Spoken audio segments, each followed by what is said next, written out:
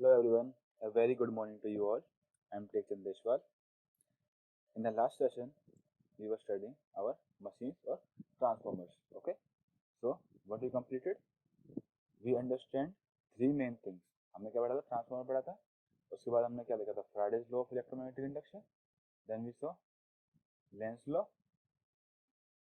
Okay, and then we saw three main things in a ideal transformer. वो क्या थी? पहली, my turn ratio equals to HV by LV, number of turns in the high voltage winding upon number of turns in the low voltage winding, and we got to know that A will be always greater than 1. ठीक है, इसकी हमने analogy भी देखी थी. क्यों? क्योंकि nowadays जो लोड होता है वो चेंज हो सकता है. कभी प्राइमरी पे लोड लगेगा आपका, कभी प्राइमरी पे सोर्स भी लग सकता है. नो मीन्स प्राइमरी पे नहीं. प्राइमरी वाइंडिंग कौन सी होती है मेरी? जहाँ पे सोर्स लगता है. और सेकेंडरी कौन सी होती है मेरी? जहाँ पे लोड लगता है. ओके, तो अब क्या होता है? Suppose this is my high voltage winding. Suppose this is my high voltage winding and this is my low voltage winding. So our power system is an integrated power system. That means sometimes यहाँ पे source रहेगा, like मैंने आपको example दिया था, like Delhi, और यहाँ पे लोड रहेगा लाइक हरियाणा. नाइट टाइम में ऐसा रहेगा, बट डे टाइम में रिवर्स हो सकता है. हरियाणा में सोर्स बन सकता है और दिल्ली में डिमांड ज़्यादा है तो यहाँ से पावर सप्लाई होगी टू द दिल्ली. तो Delhi will act as load. ठीक है, इंटीग्रेटेड पावर सिस्टम है, पूरा का पूरा इंटरकनेक्टेड. तो उसमें मेरी अब देखो एचवी वाइंडिंग दिन में रात में क्या थी? In the night HV winding is my source, but in day HV winding is my load. So अगर मैं ए बोलता हूँ कि प्राइमरी अपॉन सेकेंडरी, तो फिर तो in the night HV winding is my primary, but in the day LV winding is my primary. तो फिर इसमें कंफ्यूजन होती है. दैट्स वाई अब जो मेरा रिप्रेजेंटेशन होता है, अब जो मेरा स्टैंडर्ड रिप्रेजेंटेशन होता है, उसमें मेरा जो ए है that is equal to N2 by N1. No, not N2 by N1, it is HV winding के नंबर ऑफ टर्न्स अपॉन में LV वाइंडिंग के number of turns, and A will always greater than 1, क्योंकि high voltage में more number of turns होंगे high voltage winding में. Okay, now second thing is EMF per turn is same, that is E1 by N1 is equals to E2 by N2. Okay, it doesn't matter कि मेरे एक transformer में कितनी windings हैं. Like this, अगर मेरा ये एक ट्रांसफार्मर है, ओके, और यहाँ पे मेरा प्राइमरी वाइंडिंग मीन्स मैंने यहाँ पे लगा दिया सोर्स. ओके, सपोज अगर मेरी यहाँ पे भी एक वाइंडिंग है, यहाँ पे एक वाइंडिंग है, यहाँ पे भी एक वाइंडिंग है, लाइक दैट, और मेरी यहाँ पे भी एक वाइंडिंग है. ठीक है, तो if the same flux is passing through the core, same flux हर वाइंडिंग में सेम फ्लक्स क्रॉस कर रहा है, that means phi is linking with all the windings. That means in all these windings, like if this is N1, N2, N3, N4, and respectively E1, E2, E3, E4 are the EMF induced. So E1 by N1 will be equals to E2 by N2 is equals to E3 by N3 is equals to E4 by N4. This is called EMF per turn in a transformer are always same. ठीक है, इसी transformer में EMF per turn in this winding, in this winding, in this winding, in this winding will be same. Okay, so remember 1, 2, and third is my MMF balance. MMF balance, that is ideal transformer में क्या होगा? N1 I1 is equals to N2 I2. Okay, so you remember these three. A को तो आप भूलोगे नहीं कभी भी. A is equals to HV में जो नंबर ऑफ टर्न्स है अपन LV में नंबर ऑफ टर्न्स है. B second क्या है? EMF per turn is same, and third is MMF balance. Okay, now before proceeding I want you to know this concept first. Apparent power. Apparent power, although we have seen this in networks, हमने networks में पढ़ी थी apparent power, but फिर से if you have forgot or if you haven't seen the networks lecture, I will teach from scratch, don't worry. Okay, तो मेरी apparent power क्या होती है? It is denoted by S is equals to V into I conjugate. V into I conjugate. So my first question is why I conjugate and not V conjugate? मैंने I conjugate ही क्यों लिया? मैंने V conjugate क्यों नहीं लिया, ठीक है। First question. Now S क्या होता है मेरा, this is incomplete definition, my S is equals to V into I conjugate where Q is positive for lagging VARs, ठीक है। My S is equals to P plus JQ is equals to V into I conjugate where Q is positive for lagging VARs. I hope you got my definition. अब मैं आपको बताता हूँ क्या, अगर मैं S को V इंटू I कॉन्जुगेट से सॉल्व करता हूँ and if my Q is positive, okay, if my Q is positive that means the my reactive power is और lagging vars is positive. Example देख लेते हैं, उससे आपको बेटर समझ में आएगा। Suppose I have a load, okay, so there is some voltage across it, I will say voltage is 0, V angle 0, and some current is flowing here, I angle, suppose I angle 30 degree. Now if you see in the phasor, मेरा V क्या है, voltage क्या है, V angle 0, और current क्या है मेरा 30 degree leading, ठीक है, this is my I angle 30. Now you can say अगर मेरा करंट लीड कर रहा है वोल्टेज से तो मेरा सर्किट कैसा होगा बताओ आप। अगर 90 डिग्री लीड तो कर नहीं रहे, 90 डिग्री लीड होता तो मैं बोल देता मेरा प्योर कैपेसिटर है, but it is leading between 0 to 90। What that mean, my circuit is RC circuit. Now logically आप सोच सकते हो कि आरसी सर्किट है, माय कैपेसिटर, आप ये ध्यान रखना हमेशा, capacitor supplies lagging vars, capacitor supply lagging vars. अच्छा क्यों सप्लाई करता है capacitor lagging vars, it is also an interesting question. See ये ध्यान से देखना बस थोड़ा, ये एक मेरा कैपेसिटर है, ओके, मैंने यहाँ पे लगाई एक voltage V, AC voltage V angle 0, this is my IC, ठीक है। अब एसी वोल्टेज में होता क्या है वैसे जनरली मेरा, positive cycle negative cycle, means एक बार करंट मेरा इनटू द कैपेसिटर आएगा और फिर कैपेसिटर करंट को रिलीज करेगा, मीन्स पॉजिटिव साइकिल में तो कैपेसिटर के अंदर करंट आएगा और नेगेटिव साइकिल में कैपेसिटर से करंट बाहर जाएगा, okay. Now I know in case of my capacitor my current leads the voltage, if this is V angle 0, तो जो करंट मेरा कैपेसिटर के अंदर जा रहा है IC, वो वोल्टेज को लीड करेगा, ठीक है। IC equal to C into dV/dt, वहां से भी आप निकाल सकते हो, इट विल लीड। हमने नेटवर्क्स में बड़े ही आराम से किया था, so no problem in this. But you think जब मेरा करंट आ रहा है अंदर तो मेरा IC लीड कर रहा है V से 90 degree, but when my current is going back, it means पहले तो IC अंदर आया तो यहाँ पोजीशन थी इसकी, जब ये वापस जाएगा that means at that time my capacitor supplying current, तो अगर इसकी डायरेक्शन में रिवर्स करनी है IC की तो क्या होगा, लाइक दिस, ठीक है। ये हो गया मेरा IC2, मींस नेगेटिव साइकिल में जो मेरा करंट वापस जा रहा है, ठीक है। तो IC2, you can see my IC2 is lagging 90 degree. You can note these things because these things are not in my notes. These are extras, okay, which are needed to understand the upcoming topics, okay. So please note this down. बस अब देखो, जब मेरा capacitor supply कर रहा है current को, तो कौन सा सप्लाई करंट कर रहा है, capacitor supply lagging current, voltage से करंट लैग कर रहा है, that is my capacitor supplies lagging vars. अच्छा, और जब कैपेसिटर के अंदर करंट आया था, कैपेसिटर के जो अंदर करंट आ रहा था IC, तो वो कहाँ है मेरा 90 डिग्री लीड, इसका मतलब my capacitor absorbing leading Wars, okay, my capacitor absorbing leading Wars. I hope you have got this. Now similarly same way में हम देखेंगे इंडक्टर का क्विकली। इंडक्टर का में टाइम नहीं लगना चाहिए। इंडक्टर मैंने वोल्टेज लगाई plus minus V angle 0, this is IL is going inside the inductor. अब in case of inductor I know my current lags the voltage, so this is my IL।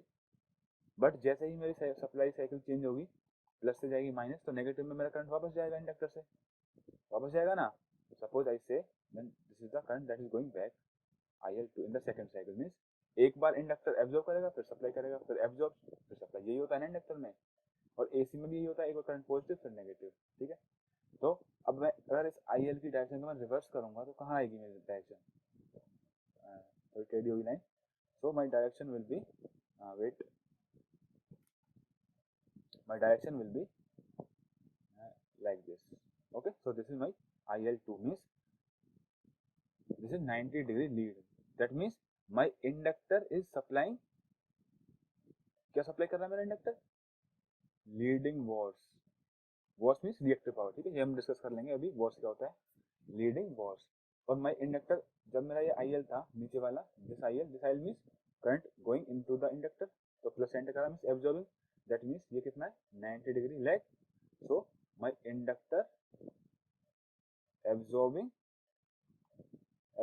Lagging Wars, और मेरा inductor जो होता है वो circuit को lagging circuit बनाता है, inductor absorbing lagging VARs. I hope now you are clear with this. अब आपको ये याद होना चाहिए, ये यहाँ पे नहीं, पावर सिस्टम में भी बहुत ही ज्यादा यूजफुल रहेगा। बस एक चीज याद कर लो, बस ये 4 पॉइंट है ना, capacitor absorbing leading Wars, capacitor supply lagging Wars, inductor supplying leading Wars, inductor absorbing lagging Wars. इनमें से कोई भी एक चीज याद कर लो, बाकी सब वाइस वर्सा है। अगर आप ये याद कर लोगे कि कैपेसिटर जो होता है मेरा वो लैगिंग वॉर्स सप्लाई करता है, इसका मतलब एब्जॉर्ब क्या करेगा, लीडिंग वॉर्स, और इंडक्टर उसका उल्टा हो गया। बस एक चीज याद करनी है आपको, तो आप इसे कैसे भी याद करो, ठीक है। ओके, नाउ अब मैंने यहाँ पे देखा, सी कम बैक, जहाँ पे हम एस कर रहे थे, S to P plus J Q is to V into I conjugate. पहले हमने बोला था कि हमने आई का कॉन्जुगेट ही क्यों लिया है, हमने वी का कॉन्जुगेट क्यों नहीं लिया। पहली बात, आपको डेफिनेशन देखो, apparent power is to V into I conjugate where Q is positive for lagging VARs, ठीक है। अब मुझे पता है कि मेरा जो कैपेसिटर सर्किट है ये सप्लाई करेगा लैगिंग वॉर्स, अगर सप्लाई करेगा लैगिंग वॉर्स तो मेरा क्यू क्या आना चाहिए। अब मैं देखूंगा क्यू, मैं यहाँ पे देखता हूँ कि मेरे अपरेंट पावर एब्जॉर्ब क्या हुई इस लोड में, तो क्या होगी मेरी V एंगल 0 इंटू में आई का कॉन्जुगेट, V एंगल 0 इंटू में आई एंगल 30 का कॉन्जुगेट। अब S equal to V I conjugate where Q is positive for lagging VARs, means अगर मेरा सर्किट, अगर मेरा लोड लैगिंग वॉर्स को एब्जॉर्ब कर रहा है, दैट मीन्स इसका Q आना चाहिए पॉजिटिव। ओके, अब मैं सॉल्व करता हूँ इसे, लेकिन मुझे पता है कि मेरा कैपेसिटर जो है वो सप्लाई कर रहा है lagging Wars, that means absorb कितना कर रहा है, नेगेटिव में। कोई भी चीज अगर माइनस का 10 एब्जॉर्ब कर रही है, इसका मतलब, इसका एक्चुअल मतलब क्या है कि वो प्लस का 10 सप्लाई कर रही है। Now we will see, this is V into में I। अब कॉन्जुगेट कैसे निकालते हैं हम, नेगेटिव सेम एंगल के आगे आ जाता है नेगेटिव साइन, ये मेरा conjugate. So S equal to, मैं इसे खोलूंगा अगर, ये पोलर फॉर्म है एक तरह से, VI cos ऑफ माइनस का 30 प्लस में J VI sine of minus का 30। So S equal to VI cos of minus theta is cos theta only. क्यों होता है ऐसा, आप cos की वेव फॉर्म देख लो, cos स्टार्ट्स फ्रॉम हियर, ठीक है। इसकी नेगेटिव में वेव फॉर्म ड्रॉ करोगे तो लाइक दिस, ठीक है। तो ये है मेरा 90 डिग्री, ये है मेरा माइनस का 90 डिग्री, तो माइनस का 45 डिग्री पे भी cos वही है और प्लस 45 डिग्री पे भी cos वही है, that means cos of minus theta equal to cos theta. और अगर आप पूरी वेव फॉर्म ड्रॉ करने का सोचते हो तो लाइक दिस, ठीक है, जो वैल्यू यहाँ पे cos की है वही वैल्यू यहाँ पे cos की है, तो cos of theta equal to cos of minus theta. And now, what is sine of angle minus 30? Sine of minus 30 will be minus sine 30. Sine start होता है like this, okay? So sine is my odd signal. जो sign यहाँ पे plus 30 degree पे है, suppose 1/2, तो minus 30 degree पे कितना है मेरा, माइनस का 1/2। That's why sine of minus का थीटा इक्वल टू माइनस का sine theta. It is basic concept, आपको पता होना चाहिए, बट स्टिल अगर नहीं पता है तो मैं आपको ही समझा रहा हूँ। देन माइनस का J VI साइन 30, मेरा V तो V है, I positive, sine 30 is also positive, ठीक है। तो what is my Q, Q means lagging VARs absorb, lagging VARs absorb. Absorb क्यों आया, क्योंकि जो मैंने S निकाला था उसमें जो I है ये करंट एंटर कर रहा है लोड में, तो एट ए फर्स्ट क्लास मुझे क्या लगेगा कि यहाँ पे अपरेंट पावर एब्जॉर्ब हो रही है, कितनी एब्जॉर्ब हो रही है, V इंटू आई कॉन्जुगेट। तो यहाँ पे क्या आना चाहिए, lagging VARs absorb is equal to minus का VI sine 30। Minus means it is not absorbing, rather it is supplying. और सप्लाई क्यों कर रहा है, क्योंकि मेरा RC नेटवर्क है और capacitor supplies lagging VARs. I hope you got it. अगर मैं उल्टा करता, सपोज अगर मैं इसको मैं एक और एग्जांपल ले लेता हूँ आपके लिए। Suppose this is my circuit RL plus minus V angle 0 मेरा करंट है आई एंगल माइनस का 30 डिग्री। ठीक है, now what will be my S absorbed, यहाँ प्लस है यहाँ माइनस है, S is equal to V into I conjugate where Q is positive for lagging VARs. ये पूरी की पूरी लिखना होता है आपको हमेशा। अगर आप कभी भी बोलोगे S is equal to V I conjugate where Q is equal to positive for lagging VARs, तो यहाँ पे मेरा एस एब्जॉर्ब क्या हुआ, वी एंगल 0 इंटू में आई का कॉन्जुगेट, आई माइनस का 30 का conjugate, that means V angle 0 into में आई एंगल प्लस का 30 डिग्री। तो क्या आ गया मेरा वी आई कॉस 30 प्लस में जे वी आई साइन 30। इसका मतलब क्यू क्या है, क्यू क्या है मेरा पॉजिटिव। सो और डेफिनेशन में मैंने लिखा है S equal to V I conjugate where Q equal to positive for lagging VARs. अब यहाँ पे मेरे इस सर्किट में आरएल सर्किट है, लैगिंग वॉश एब्जॉर्ब हो रहे हैं, मुझे पता है कि इंडक्टर मेरा लैगिंग वॉश को एब्जॉर्ब करता है और मेरा क्यू भी पॉजिटिव है, दैट मींस करेक्ट। अगर मैं उल्टा करता, सपोज अगर मैं बोलता S equal to V conjugate into I, तो मुझे यहाँ क्या बोलना पड़ता, वेयर क्यू इज, और मुझे यहाँ पे क्या बोलना पड़ेगा, लेट्स कैलकुलेट। हम इसी सर्किट को लेते हैं, वी एंगल 0 का कॉन्जुगेट इनटू में आई एंगल माइनस का 30 का conjugate, it is V I angle plus का 30 ना, सॉरी यहाँ पे आई का कॉन्जुगेट नहीं लेना, V conjugate into I, so V I angle minus का 30 equal to V I cos of minus का 30 plus J V I sine of minus का 30। आई होप यू नो कि how to write this, magnitude into cos theta plus में J into magnitude into sine theta, so it will be vi cos 30 minus j vi sin 30। now q is, q क्या है मेरा negative, but मुझे circuit में क्या दिख रहा है आर और एल, और एल है तो मेरा ये लैगिंग वॉश को एब्जॉर्ब कर रहा होगा। ठीक है, तो मैं यहाँ क्या लिखूंगा, where q is negative for lagging VARs. ठीक है, तो अब आपको पता लग गया कि मेरे को एस कैसे बोलना है। अगर मैं बोलता हूँ v इंटू आई कॉन्जुगेट तो q equal to positive for lagging VARs, और अगर आपसे कोई बोले कि v कॉन्जुगेट क्यों नहीं लिया, आई कॉन्जुगेट क्यों लिया, तो आप बोलो कि s equal to v conjugate into I ले लो, but then q will be negative for lagging vars. Similarly ये तो मैंने एब्जॉर्ब का केस देखा था, ऐसा भी हो सकता है कोई मेरा सप्लाई कर रहा हो, और सप्लाई करने में आप क्या देखोगे, like this is my generator, this is my plus minus v angle 0 and it is supplying a current which is angle minus का 30 डिग्री। ठीक है, so my S delivered, अब मुझे दिख गया कि प्लस टर्मिनल से करंट निकल रहा है, so at a first glance मुझे क्या लगेगा कि ये मेरा सोर्स है ना, बाकी कितना सोर्स है क्या डिलीवर कर रहा है वो मेरे को फॉर्मूले से पता लगेगा। सर्किट डायग्राम बस मेरे को एक रफ आइडिया दे रहा है कि भाई प्लस से करंट निकल रहा है मेरा, that means it is a source, so it is delivering power. So S delivered will be v angle 0 into में I conjugate where q is positive for lagging wash।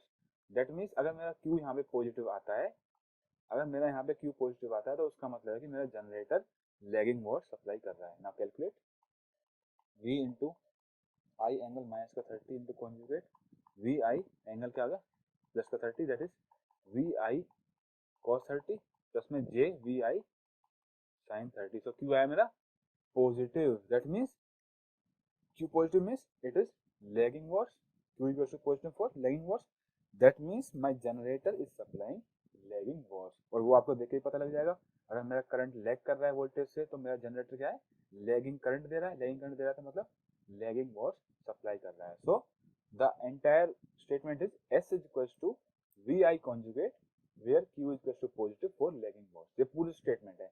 कोई आपसे बोले कि V कॉन्जुगेट क्यों नहीं लिया, तो आप बोलो सर V कॉन्जुगेट ले सकते हैं, S is equals to V conjugate into I, but Q is negative for lagging wash then, है ना। और एक दूसरा तरीका क्या कर सकते हैं, एक और मेथड बताता हूँ फटाफट, देखो ये जादू सा है थोड़ा, कुछ नहीं है बस इक्वल्स टू P प्लस में J Q। ठीक है, अब मैं क्या कर रहा हूँ, मैं दोनों साइड कॉन्जुगेट ले लेता हूँ, तो S conjugate is equals to, अब V का कॉन्जुगेट क्या होगा, V कॉन्जुगेट। अब कॉन्जुगेट का कॉन्जुगेट क्या होता है मेरा, सी मेरा करंट है 5 एंगल 30 डिग्री, इसका कॉन्जुगेट क्या होगा 5 एंगल माइनस का 30 डिग्री। अब मैं अगर फिर से कॉन्जुगेट कर दूं तो इसका कॉन्जुगेट 5 एंगल वापस से प्लस 30, तो प्लस हुआ माइनस, माइनस हुआ प्लस, दो बार कॉन्जुगेट किया तो मीन्स वापस आई आ जाएगा मेरा, ठीक है, इक्वल टू पी माइनस में जे क्यू। अगर कॉन्जुगेट करते हैं तो हम जो जे वाली टर्म है इमेजिनरी, उसके आगे का साइन चेंज हो जाता है। अगर मेरा पी माइनस में जे क्यू होता पहले, तो बाद में हो जाएगा मेरा P plus J Q conjugate करने के बाद। Now I hope you have got it. अब इसमें बताओ कुछ गलत है इसमें। अब मैं यहाँ पे क्या लिखूँ, Q is to positive for lagging vars और negative, Q is to positive for lagging vars. हमने कुछ भी चेंज नहीं किया, हमने दोनों साइड कॉन्जुगेट कर दिया। अगर मेरा यहाँ पे नेगेटिव आएगा अब, तो ऑलरेडी मेरा यहाँ पे भी नेगेटिव है, जब कंपेयर करेंगे हम तो नेगेटिव नेगेटिव ऑलरेडी कैंसिल हो जाएगा, so Q will be positive for lagging vars. जब हम ट्रांसफॉर्मर्स का पैरेलल ऑपरेशन करेंगे तो उसमें मैं इसी चीज को एक बार यूज करूंगा, ठीक है। वैसे अगर देखा जाए तो मेरा जो पावर सिस्टम होता है, मेरे पावर सिस्टम में all the loads are connected in parallel, जितने भी लोड्स हैं मेरे सब पैरेलल में कनेक्ट होते हैं, तो सबका डिफरेंट करंट होता है, but voltage is same across them. It में भी वी एंगल जीरो और वी एंगल थीटा कुछ भी हो सकता है, लेकिन सबके अक्रॉस मेरी वोल्टेज सेम होती है। Got it. तो अगर मैं देखूं तो मेरे लिए S equal to V conjugate into I, ये निकालना थोड़ा इजी होता है, क्योंकि वी कॉन्जुगेट क्या है, वोल्टेज तो सबके लिए सेम है, तो बस उसी का कॉन्जुगेट कर दो। लेकिन जब हम करंट का कॉन्जुगेट करते हैं तो हमें हर ब्रांच के करंट का कॉन्जुगेट करना होता है, एंड सो वो थोड़ा प्रॉब्लमेटिक होता है, लेकिन ज्यादा कुछ भी प्रॉब्लम नहीं है, हम कैसे भी कर सकते हैं। बस आप ध्यान रखना, अगर S equal to V I conjugate है, इसका मतलब Q equal to positive for lagging vars है, S equal to V conjugate I है, तो Q equal to negative for lagging vars है।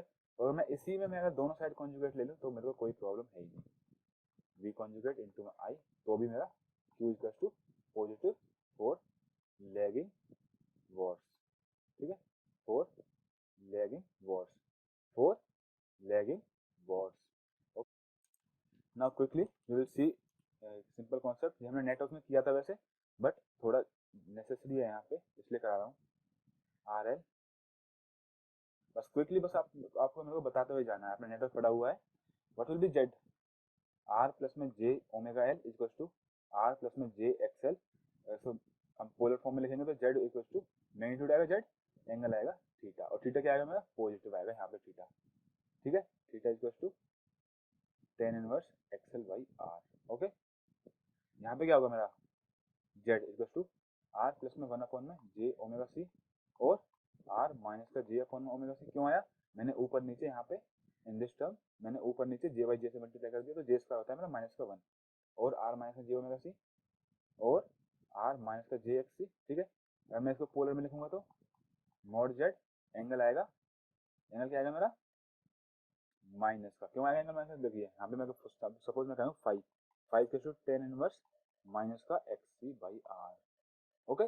तो एंगल मेरा आएगा नेगेटिव, ठीक है, यहाँ पे मेरा एंगल आएगा नेगेटिव, और से मॉड जेड एंगल माइनस का फाइव, ठीक है। और फाइव क्या हो जाएगा फिर, अगर मैंने नेगेटिव साइन यहीं पे ले लिया है तो मेरा फाइव हो जाएगा tan inverse X C by R. मेरा वो फाइव का जो नेगेटिव साइन था एक्स सी का, वो मैंने ऑलरेडी बाहर ले लिया है, ओके। तो जेड इक्वल टू एट, अच्छा इनमें से कौन सा लीडिंग है कौन सा लैगिंग है, आर एल नेटवर्क कैसा नेटवर्क होगा, lag, R C lead. You can see जो लैगिंग नेटवर्क है उसके बाद जेड जो है मोर जेड प्लस थीटा है, जो लीडिंग है उसका मोर जेड माइनस का फाइव है। Now I will apply a voltage to both the circuits V angle zero, okay. Now what will be current here, V angle zero upon Z angle theta, it will be V by Z angle हो गया minus का theta equal to I angle minus का theta. यहाँ पे current क्या होगा we, बस हमने किया हुआ है सब कुछ, हम बस एक तरह से रिपीट कर रहे हैं only, and you should speak with me. तो आई क्या होगा V by Z angle minus five, V by Z, अब माइनस का फाइव ऊपर आएगा तो क्या हो जाएगा प्लस का five, so it is suppose mod I angle plus का five. Now this is voltage V, V angle zero, यहाँ पर भी मैं बनाता हूँ वी एंगल जीरो। अब यहाँ पे मेरा करंट क्या है माइनस का theta, that means it is lagging minus का थीटा, थीटा से लैग कर रहा है मेरा करंट। और यहाँ पे अगर हम देखें तो करंट इज लीडिंग, करंट को अगर आपने लीड दिखाया तो यहाँ पे आपको साइन दिखाने की जरूरत नहीं है, ऑलरेडी ये पॉजिटिव हो गया। अगर करंट को आपने यहाँ पर अगर आपने करंट को लैग में दिखाया, करंट को अगर आपने लैग में दिखाया, इसका मतलब यहाँ पे साइन मत दिखाओ, ऑलरेडी तुमने करंट को नीचे दिखा दिया, that means it is lagging, okay. Automatically जो भी इसे देख के लिखेगा इस फेजर को, वो लिखेगा आई एंगल माइनस का थीटा, और इसको अगर कोई देख के करंट लिखेगा तो क्या लिखेगा I unless and until he is in Germany, क्योंकि जर्मनी में हमारे यहाँ से फेजर्स अपोजिट चलते हैं। मीन्स अगर हमारे यहाँ नीचे लैग है तो वहाँ पे नीचे लीड होता है, ऊपर लैग होता है। Okay, so if you try to copy in research paper and it is from Germany, be cautious. Okay, now मेरा I आ गया, I angle minus theta, I angle plus phi. Now if I say what is the S absorbed here, अब ये तो मैंने देख लिया कि दो सर्किट है मेरे, ये दोनों मेरे को लोड लग रहे हैं, plus minus, and this is my I current. Okay, plus minus, this is my I V V। Okay, so what will my S absorbed will be V into I conjugate where Q is positive for lagging wars। तो क्या आ जाएगा मेरा V angle 0 into में I angle minus का theta का conjugate V I angle theta V I cos theta plus में J V I sin theta S। अब मैं यहाँ पे देखता हूँ तो S एब्जॉर्ब क्या आएगा मेरा, V into I conjugate where Q equals to positive for lagging vars. फॉर्मूले को कुछ नहीं पता है कि मेरे सर्किट में R है या RL है या RC है। फॉर्मूला बहुत ही इनोसेंट है, my formula is very innocent and it does not know what is present in the circuit. ठीक है, मैं करता हूँ फिर V इंटू में I एंगल प्लस का फाई, इसका कॉन्जुगेट V I आ गया माइनस का फाई, तो V I मैं डायरेक्टली लिख दूंगा इस बार cos फाई माइनस का J V I sin phi. अब Q क्या है मेरा नेगेटिव, लेकिन S absorb equals to V I conjugate where Q equals to positive for lagging vars. Q negative है तो इसका मतलब क्या है, लीडिंग वॉर्स, ये भी कह सकते हो आप। इसका मतलब मेरा सर्किट लीडिंग वॉर्स एब्जॉर्ब कर रहा है और लैगिंग वॉर्स सप्लाई कर रहा है। Q equal to positive for lagging vars, अगर मेरा Q नेगेटिव आया तो इसका मतलब वो सप्लाई कर रहा है लैगिंग वॉर्स को, और you can say it is absorbing leading Wars. ठीक है, ये दोनों एनालॉजी मैंने कैपेसिटर और इंडक्टर के उससे आपको बड़े आराम से समझाई थी। I hope you understood it. If you have any doubt you can tell us. Now ये कॉन्सेप्ट जो थे ये हमारे काम आएंगे क्वेश्चन सॉल्व करने के लिए। You should be very clear with the phasors. यहाँ पे लैग करता है, यहाँ पे लीड करता है, and this formula S equal to V I conjugate. many time students are very confused in this formula, और वो फिर इंटरव्यू में जाके इंटरव्यूअर उन्हें पकड़ लेते हैं। Fine, now tell me, this was my transformer. वापस से अपने मासूम से ट्रांसफार्मर को लेके आते हैं। दिस इज माय वाइंडिंग, कभी भी प्राइमरी वाइंडिंग मत बोलो, this is my HV winding. ठीक है, यहाँ पे मेरे नंबर ऑफ टर्न्स N1 है and this is my secondary winding. Okay, यहाँ पे नंबर ऑफ टर्न्स कितने, N2, ये मेरी LV वाइंडिंग है। Okay, N1 is greater than N2, उसके बाद मुझे पता लगा कि कौन सी HV है कौन सी LV है। What is my A, N1 by N2 होगा, HV बाई LV। ठीक है, this is my plus minus का E1, यहाँ पे वोल्टेज इंड्यूस हुई प्लस माइनस E1। अब ये मेरा एक आइडियल ट्रांसफार्मर है, इसका मतलब मेरे कॉइल में भी कोई रेजिस्टेंस नहीं है, क्योंकि लॉस हमेशा हर जगह जीरो है आइडियल में। This is my V1, this is my E2 and this is my V2। Fine, यहाँ पे मेरा डॉट है। डॉट कन्वेंशन में हमने डॉट से क्या पढ़ा था, अगर दोनों डॉट से साइमल्टेनियसली करंट एंटर करता है तो फ्लक्स एडिटिव होने चाहिए, that is dot polarity, that's it. अब ट्रांसफार्मर में क्या होता है, लेंस लॉ के अकॉर्डिंग जो मेरा सेकेंडरी में करंट इंड्यूस होगा it should oppose the flux. तो अगर एक डॉट से करंट मेरा एंटर करेगा तो एक डॉट से मेरा करंट लीव करेगा। ओके, नाउ मेरा अगर करंट मेरा I1 यहाँ से आया, ठीक है, तो मेरा I2 यहाँ से लीव करेगा। Plus dots have same instantaneous polarity, dots have same instantaneous polarity. Okay, now मैंने ए निकाल लिया। पहली चीज मैंने आपको बताई टर्न से, जो सेकंड क्या था, EMF पर turn is same, E1 by N1 is equal to E2 by N2। और थर्ड क्या बताया था मैंने आपको, EMF balance N1 I1 is equal to N2 I2। Okay, what is my A, N1 by N2 is equal to, मैं यहाँ से इस इक्वेशन से थर्ड इक्वेशन से मैं N1 बाई N2 निकालूं तो क्या आएगा मेरा, N1 by N2 is equal to I2 by I1। ठीक है, प्लेस कर दूं मैं I2 बाई I1। फेजर क्यों ले रहा हूं मैं, हो सकता है कुछ डायरेक्शन में चेंज हो। I2 by I1। नाउ ए क्या है मेरा, ए आएगा मेरा 10 12 15, this will be any scalar number, ठीक है। तो मैं अगर दोनों साइड में कॉन्जुगेट कर देता हूँ, दोनों साइड में मैं कॉन्जुगेट कर सकता हूँ आराम से, कोई भी नहीं रोकेगा मुझे। जैसे मैंने वहां पे किया था S equal to V into I conjugate, फिर मैंने दोनों साइड कॉन्जुगेट कर दिया था लाइक दिस, ठीक है। अब ए क्या है, scalar number, scalar number like 10, 10 का कॉन्जुगेट क्या होगा, 10 ही होगा क्योंकि कोई एंगल ही नहीं है। Equal to I2 conjugate upon में I1 कॉन्जुगेट, ये 10 नहीं है, ये ए है, मैंने 10 तो आपको सिर्फ एग्जांपल दिया था, okay. This is A equal to I2 by I1 conjugate. अगर मैं आपको यहाँ से बोलूँ in the second equation N1 by N2 क्या होगा, N1 by N2 equal to E1 by E2, ठीक है, ओके। अगर मेरा फेजर है तो E1 बाई E2 दोनों का फेजर। अब इस चीज को आप यहाँ लाके रिप्लेस कर सकते हैं, A equal to I2, you please note this down, okay, I2 by I1 का कॉन्जुगेट इनटू में E1 by sorry is equal to, ये भी A है और N1 बाई N2 भी A है, equal to E1 by E2, ठीक है। सी है, अब मैं इसमें कर देता हूँ क्रॉस मल्टीप्लिकेशन यहाँ पे, okay. So I2 conjugate into E2 is equal to E1 into में I1 कॉन्जुगेट।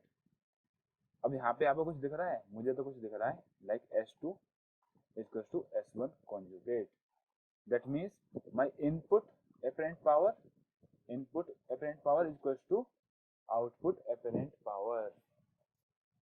ऐसा क्यों हुआ, why it happened, it happened because my transformer was ideal transformer, और आइडियल ट्रांसफार्मर था, that's why it was not demanding any watts और watts, ना इसे कोई एक्टिव पावर चाहिए ना इसे कोई रिएक्टिव पावर चाहिए।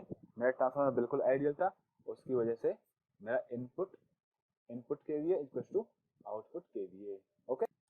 Now this is my fourth क्या, पहली ए थी, दूसरी ईएमएफ पर टर्न थी और तीसरी क्या थी एमएमएफ बैलेंस, और this is my fourth equation, okay. अच्छा वैसे एस क्या होता है, पी प्लस में जे क्यू, एस की unit volt ampere, power active power watt, V into I into cos five, और रिएक्टिव पावर को हम बोलते हैं वॉट्स, ठीक है। ये वॉट्स है, ये वॉट है, ये वोल्ट एम्पियर है, वैसे सबकी हर कोई वोल्ट इंटू एम्पियर है, okay. VA volt ampere, watt watts, just remember this, okay. Now one more thing we will see in the ideal transformer. ये मेरा आइडियल ट्रांसफार्मर है, फिर से उसी को उठा लेते हैं, ओके। ये आ गया मेरा आइडियल ट्रांसफार्मर, वही जो मेरा पहले जब बनाया था, डॉट है, सब कुछ है, LT है।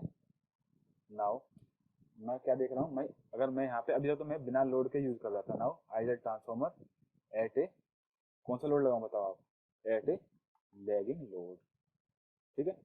लैगिंग लोड मीन्स क्या लोड होगा मेरा, आर एल में लैग करेगा, RC में तो लैग नहीं करेगा, ठीक है। मैं लोड लगा देता हूँ यहाँ पे R L, Z angle theta, suppose Z angle theta is my load. Now अगर मैं आपसे फेजर डायग्राम बनाऊं तो पहले तो मेरे कोर के अंदर क्या है, एक flux phi, okay, this is my flux phi.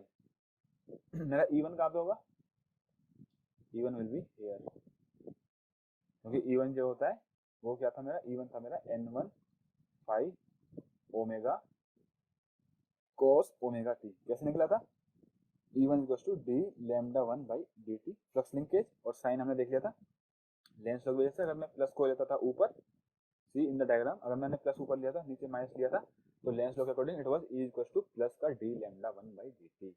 तो साइन किससे डिटरमाइन होता है, Lenz law and which terminal is taken as positive. तो लेंस लॉ लगाया था मैंने और ऊपर अगर पॉजिटिव लिया था तो मेरा E आया था प्लस का D lambda 1 by D T, अगर मैं नीचे पॉजिटिव लेता तो मेरा आया था माइनस का D lambda by D T, ठीक है। ये हमने फर्स्ट सेशन में लेंस लॉ बहुत अच्छे से किया था, बहुत आराम से किया था, okay. So this is my E1, और इस सर्किट में E1 और V1 के बीच में कोई रेजिस्टेंस नहीं है, कोई भी ड्रॉप नहीं है, तो E1 equal to V1।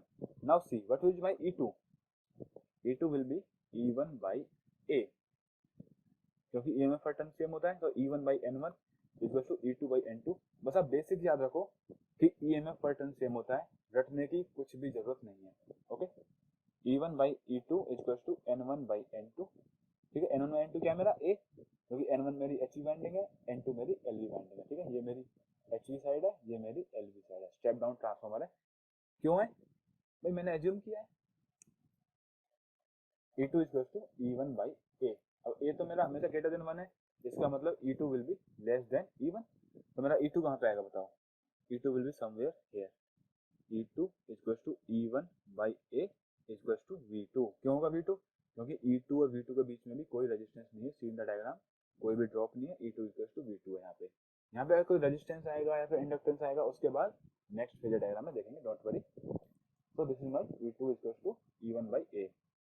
Okay.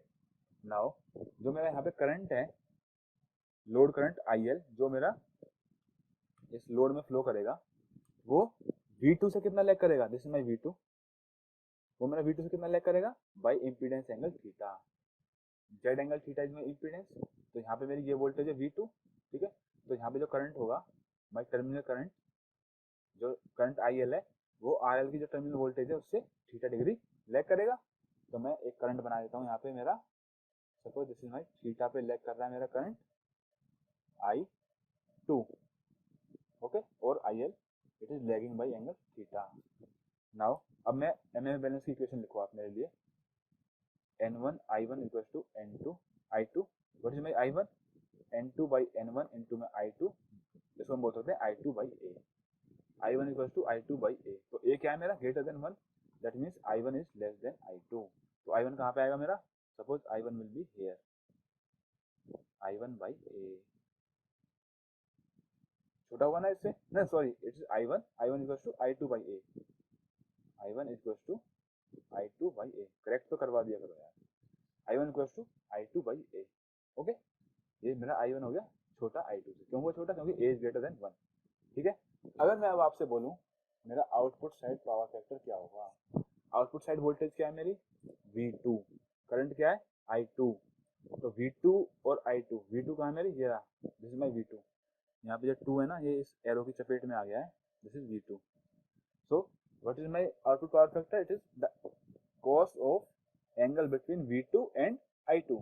अब V2 और I2 के बीच में एंगल कितना है, this is my V2, this is my I2, angle है theta, so it is equal to cos theta. What is my input power factor, input power factor क्या होगा मेरा, जो E1 या फिर V1 और I1 के बीच में होगा, जो V1 और I1 के बीच में होगा। I1 क्या है मेरा, ये रहा, this is my I1, this is my V1, तो एंगल क्या दोनों के बीच में, theta, it is also equal to cos theta. So one more interesting thing in an ideal transformer, input power factor is equal to output power factor. How it was possible? Because my transformer was ideal and it was lossless. My transformer was ideal. Ideal था तो ना ये कोई active power demand कर रहा था, ना ये कोई रिएक्टिव पावर डिमांड कर रहा था। जो भी मेरी पावर इनपुट थी वही पावर मेरी आउटपुट में आ गई। That's why my input power factor is equal to output power factor. Now if anyone asks you to write something on ideal transformer, you can write like this. बस कुछ नहीं लिखना, mu equals to infinity, loss equals to 0, A equals to N1 by N2 और rather HV by LV, ये है सबसे बढ़िया definition, ठीक है। कहीं पे ऐसा भी हो सकता है कि N1 जो है वो मेरा LV हो, N2 HV हो, ठीक है। तो A equals to HV by LV, then write EMF per turn is same, तो E1 by N1 is equals to E2 by N2। Third is MMF balance, that is N1 I1 equals to N2 I2। Fourth is power balance, S1 conjugate equals to S2 conjugate, ठीक है। और fifth is input power factor is equal to output power factor, ठीक है। तो इनमें से exclusively ideal transformer के लिए कौन कौन सी है, आइडियल के लिए है, ये तो मेरी हमेशा वैलिड रहेगी किसी भी ट्रांसफार्मर में। जो मेरा ए है वो HV बाई LV होगा, और ये भी मेरा हमेशा वैलिड रहेगा चाहे लॉसलेस हो या लॉसलेस ना हो। E1 by N1 equal to E2 by N2। ई है, देखना V नहीं है, ई है, ठीक है। ई क्या होता है, जो वाइंडिंग में इंड्यूस होता है, ठीक है, वो सेम है। V1 बाई N1 होगा या नहीं होगा वो हम प्रैक्टिकल ट्रांसफार्मर में मैं बताऊंगा आपको कि V1 और E1 में डिफरेंस क्या है, ओके। तो N1 I1 equal to N2 I2, ये भी मेरा आइडियल का है। अगर मेरा आइडियल नहीं होता तो मेरा यहाँ पे एक और टर्म जुड़ेगी, वो हम नेक्स्ट सेशन में प्रैक्टिकल ट्रांसफार्मर में देखेंगे, don't worry. S1 equal to S2, ये भी मेरा आइडियल है। input power factor ideal. So 1 2 3 4 5, these are the 5 characteristics of an ideal transformer. और मैं आपको बताता हूँ ये 1 2 3 4 5 ये पांचों इक्वेशन आपके माइंड में हमेशा होनी चाहिए. Then you can solve any question on the ideal transformer. Fine. Now अब आइडियल क्या चीज होता है मेरा? आइडियल मीन्स मुंगेरी लाल के हसीन सपने type. Okay, they never gets completed. हमारा म्यू कभी भी इन्फिनिटी नहीं होगा, तो मेरा रिलेक्टेंस कभी भी जीरो नहीं होगा, और मेरा लॉस कभी भी जीरो नहीं होगा. ये है जिंदगी की असलियत. तो फिर आता है मेरा एक practical transformer, and we will start it in our next session. I hope you have understood my ideal transformer. Okay, हमने क्या देखा था? हमने apparent पावर भी देखी, हमने पावर फैक्टर भी देखा, RL RC में भी देखा. S equal to VI conjugate, Q is positive होता है. क्यों होता है? I कॉन्जुगेट क्यों लिया, क्यों V कॉन्जुगेट क्यों नहीं लिया? V कॉन्जुगेट भी हम ले सकते हैं, फिर से देख लो. V कॉन्जुगेट भी हम ले सकते हैं, लेकिन फिर हमें बोलना पड़ेगा Q equal to -4 leading watts. ठीक है. और वैसे देखा जाए तो यही थोड़ा ज़्यादा इजी वाला ऑप्शन होता है मेरे पास, क्योंकि V तो सबका एक ही है, सबके पैरेलल में सेम वोल्टेज लग रही है. तो बस यहाँ पे मेरे को एक कॉन्जुगेट ही करना है बस. लेकिन S equal to VI conjugate में मुझे हर करंट का कॉन्जुगेट करना पड़ता है. बट जो स्टैंडर्ड बन गया बना दिया. अब हम कौन होते हैं चेंज करने वाले? So this is lagging was. Okay, so I hope you have understood it. Now in the next class we will start our practical transformer.